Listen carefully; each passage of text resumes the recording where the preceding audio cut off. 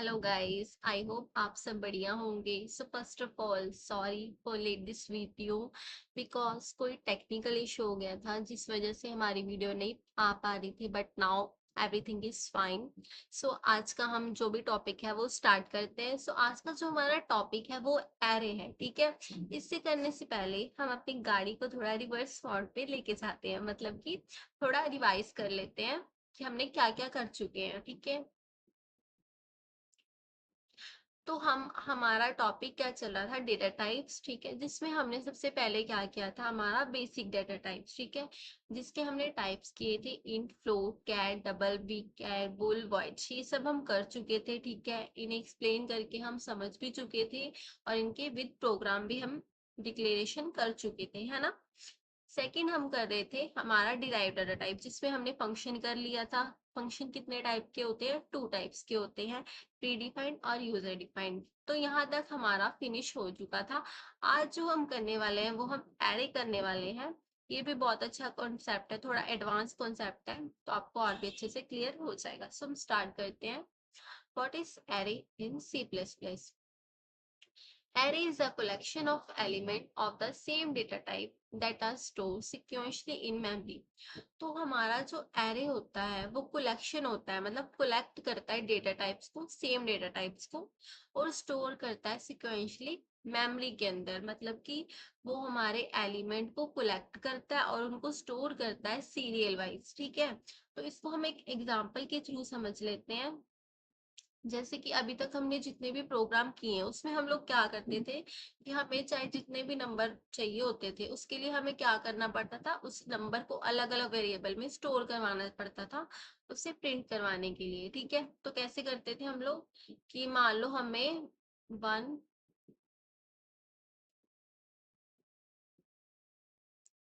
to 5 number चाहिए हमारी output की स्क्रीन पे। तो उसके लिए हम लोग क्या करते थे, हम पहले एक वेरिएबल ले लेते थे ए, उसमें हम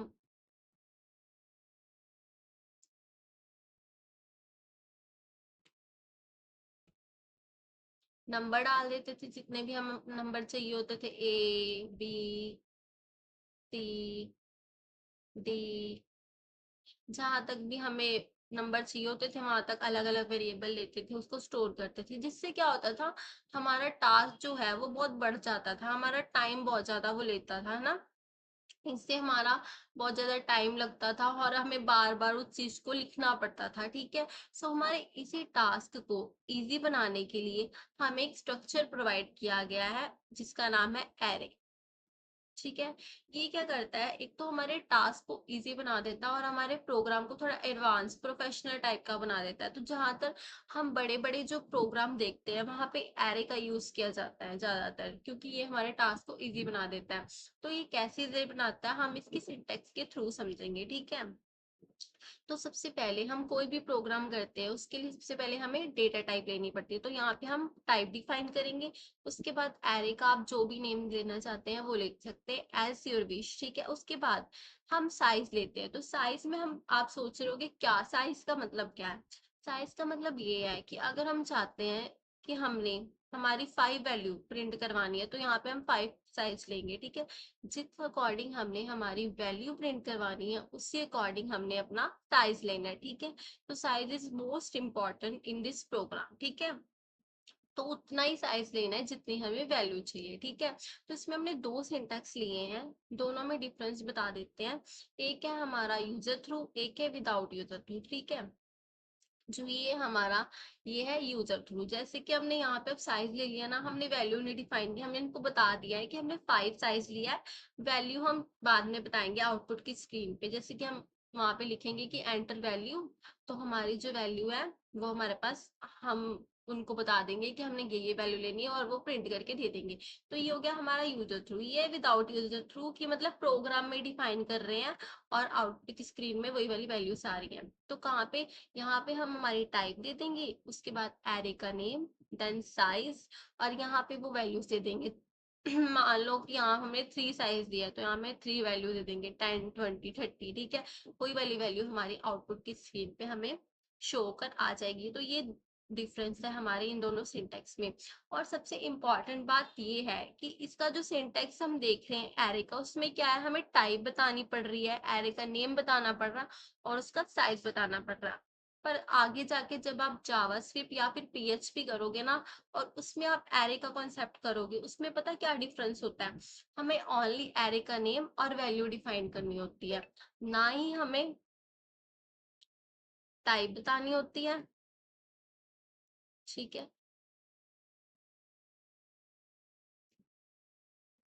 ना ही हमें टाइप बतानी होती है, ना ही साइज बताना होता है। ओनली जैसे कि यहाँ पे एरे का नेम दे दिया, ठीक है, उसके बाद ये जो ब्रेसिस है इसमें हमने वैल्यूज दे दी, हमारी जितनी भी वैल्यूज चाहिए। ठीक है, तो ये डिफरेंस होता है सी प्लस प्लस और पीएचपी एंड जावास्क्रिप्ट में। आई होप आपको ये डेफिनेशन और ये एग्जांपल अच्छे से क्लियर हो गई होगी। नेक्स्ट हम कुछ इंपॉर्टेंट पॉइंट्स देखते हैं इसके।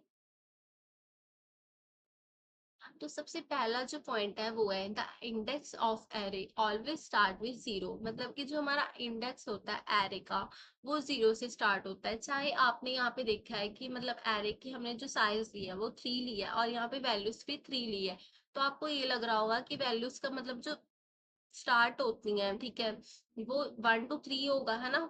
बट ऐसा नहीं होता, 0 1 to 3 होता है, इनकी पोजीशन ये होती है। ठीक है, नेक्स्ट है array store element continuously in memory. Array element को स्टोर करता है कंटिन्यूसली मेमोरी में सीरियल वाइज। ठीक है, तो हम इंडेक्स के थ्रू समझेंगे जिससे आपको और भी अच्छे से क्लियर हो जाएगा। सो यहाँ हमने क्या लिया है, एरे ले लिया, उसका साइज लिया है 5 और यहाँ हमने 5 वैल्यूज ले ली हैं। ठीक है, और इनके नीचे हमने इनके नंबर्स ले लिए हैं। तो ये जो है ना 0 1 2 3 4, ये क्या बताते हैं, पोजीशन बताते हैं, उस वैल्यू की पोजीशन क्या है। तो जब वो हमारा प्रोग्राम करते हैं, तो प्रोग्राम में हम जब लूप लगाएंगे ना, तो वो लूप जब चलेगी ना आगे जाके, तो उसमें क्या होगा कि जैसे हम 0 है हमारे पास पहले, ठीक है, तो हम 0 को मान लेंगे कि आई जो है हमारा 0। ठीक है, एक आई ले लेंगे, आई हमारा 0 है, तो जब वो आई के पास जाएगा वो देखेगा कि आई हमारा है 0, फिर वो देखेगा कि आई 0 जो है वो किस पोजीशन पे है, वो जो उसकी वैल्यू है वो किस पोजीशन पे है, तो उसकी वैल्यू देखेगा 10 है, और वो किस पोजीशन पे, 0 की पोजीशन पे।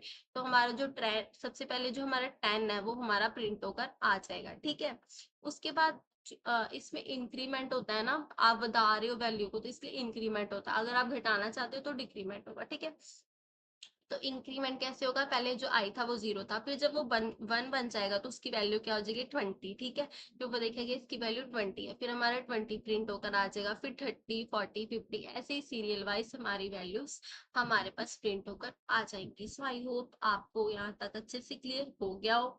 तो हमने थ्योरेटिकली तो अच्छे से कर लिया है, बट प्रैक्टिकली रह गया है, तो अब हम प्रैक्टिकली प्रोग्राम के थ्रू करेंगे, जिससे आपके जो थोड़े से डाउट रह गए होंगे वो और भी अच्छे से क्लियर हो जाएंगे कि एरे का वर्क क्या होता है, किस अकॉर्डिंग उसे परफॉर्म किया जाता है प्रोग्राम में। तो हम चलते हैं हमारी देव की स्क्रीन पे। सब हमारी हम देव कंपाइलर की स्क्रीन पर आ गए हैं। सो सबसे पहला हम जो एरे का प्रोग्राम करने वाले हैं वो हम हमारे सिंटेक्स के अकॉर्डिंग ही करने वाले हैं। तो हमने 2 सिंटेक्स देखे थे हमारे, एक था विद यूज़र इनपुट, एक था विदाउट यूज़र इनपुट। तो सबसे पहले हम विदाउट यूज़र इनपुट वाला प्रोग्राम करेंगे। उसके लिए सबसे पहले हम हमारी हेडर फाइल्स लेंगे, hashtag include iostream using name space std int main। तो सबसे पहले हमारे सिंटेक्स में क्या था, टाइप, डेटा टाइप, तो यहाँ हमने इंट ले ली, उसके बाद एरे का नेम हमने ए ले लिया, उसके बाद साइज हम उस अकॉर्डिंग लेते हैं जितनी हमें वैल्यूज चाहिए होती है। ठीक है, तो मैंने यहाँ पे 5 साइज ले लिया क्योंकि मुझे 5 वैल्यूज चाहिए। ठीक है, उसके बाद मैं यहाँ पे वैल्यूज ले लूँगी। ठीक है, मैंने ले 10 20 30 40 एंड 50। ठीक है, उसके बाद यहाँ पे हम एक लूप लगाएंगे। ठीक है,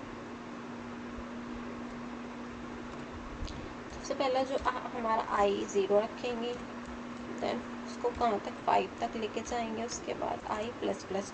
तो आई 0 इसलिए रखा है क्योंकि मैंने आपको बताया था ना कि इंडेक्स में हमेशा 0 से स्टार्ट होता है। ठीक है, 1 से स्टार्ट नहीं होता, हमारा एरे का जो इंडेक्स होता है वो हमेशा 0 से ही स्टार्ट होता है। सो तो इसकी वर्किंग भी बताएंगे हम कैसे चलती है। उसके बाद सी आउट में AI।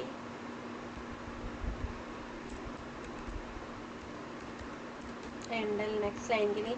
सो पहले हमारा जो I0 है, मतलब कि ज़ीरो ज़ीरो जो है, ज़ीरो किस पोजीशन पे है, 10 की पोजीशन पे। अगर ये 0 1 हो जाएगा तो ये 20 की पोजीशन पे आ जाएगा, देन 30 40 50।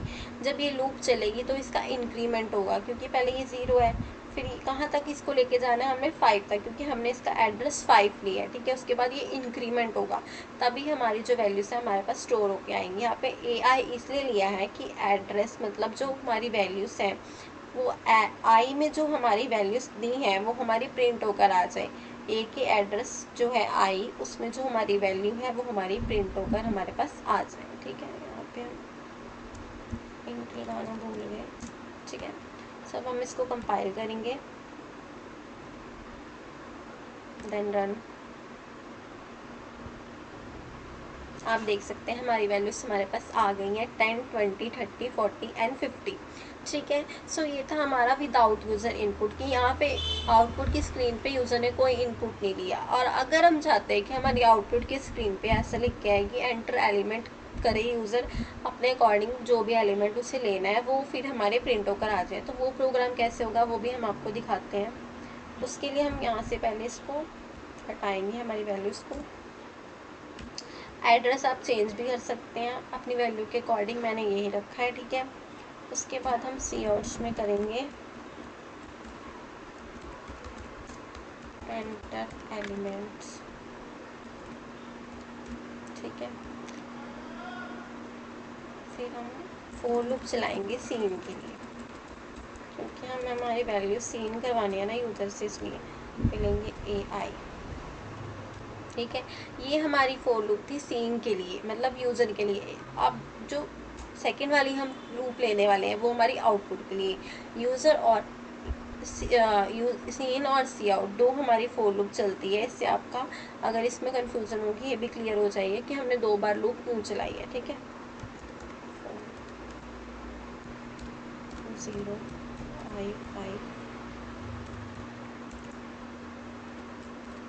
अब हम आएंगे हमारे सी आउट पे, ए का एड्रेस आई, देन एंडर लगाएंगे कि हमारी जो वैल्यूज है वो नेक्स्ट लाइन में आए, ठीक है। अब हम इसको कंपाइल करेंगे, देन रन।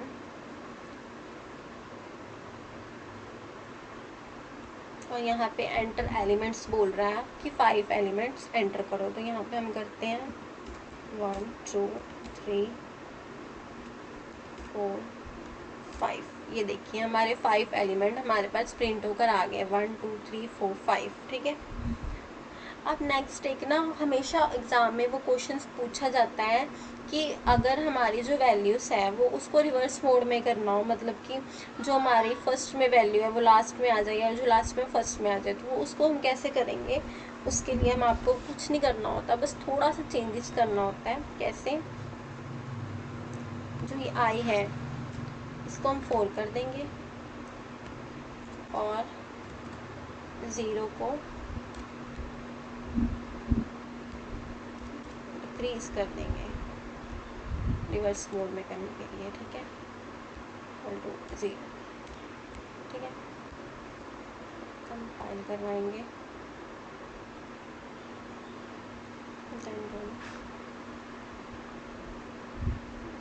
कुछ भी ले सकते हैं।